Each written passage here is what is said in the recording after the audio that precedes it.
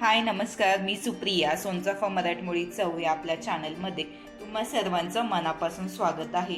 आज आपण एकदम झटपट वाफेवर कांद्याच्या पातीची भाजी बनवणार आहोत। एकदम सोपी आहे आणि पटकन तयार होते। तुम्ही टिफिनसाठी देखील देऊ शकता। चला तर मग सुरुवात करूयात। गॅसवर एक कढई गरम करायला ठेवलेली आहे आणि आता त्यामध्ये अर्धा चमचा मोहरी टाकून घेऊयात। मोहरी छान तडतडून द्यायची आहे आपल्याला।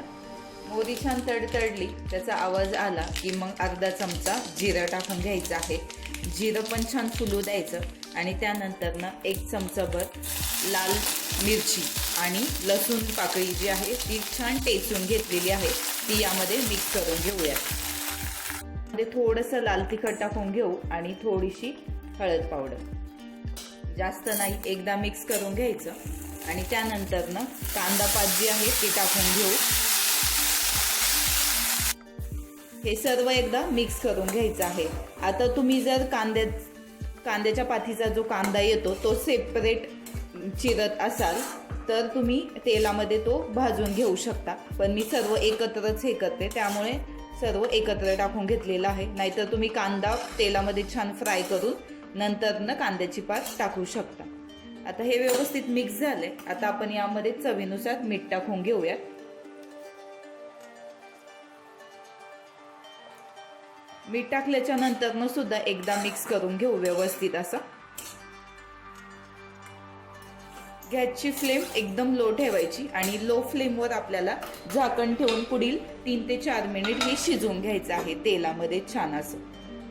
3 ते 4 मिनिट झालेले आहे आणि मध्ये एकदा मी चेक केली होती आणि तुम्ही पाहू शकता मस्त आपली भाजी शिजली गेलेली आहे। भाजी शिजण्यासाठी टाइम लागत नाही। आता आपण बेसन पीठ टाकून घेऊयात। जितकी भाजी असेल त्यानुसार तुम्ही हे बेसन पीठ ॲड करू शकता। आवडीनुसार कमी जास्त देखील करू शकता। एकदा मिक्स करून घेऊयात। अजून थोडंसं कमी वाटते।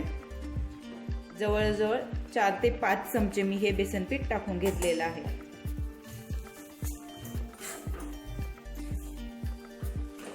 बेसन पीठ मिक्स झालेलं आहे आणि या भाजीला शक्यतो तेल थोडंफार जास्त वापरायचं नेहमीपेक्षा।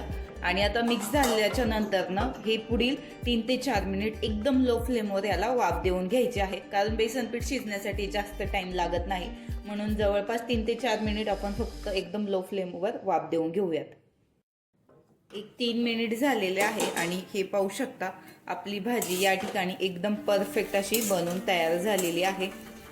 मध्ये 1 ते 2 वेळा चेक करायचं, कारण बेसन पीठ आहे आणि बेसन पीठ खाली लागण्याची शक्यता असते करपण्याची, त्यामुळे।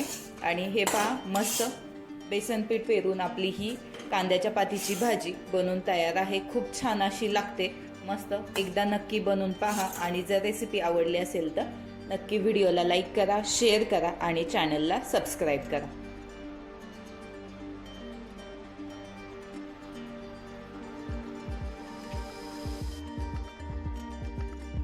हाय नमस्कार।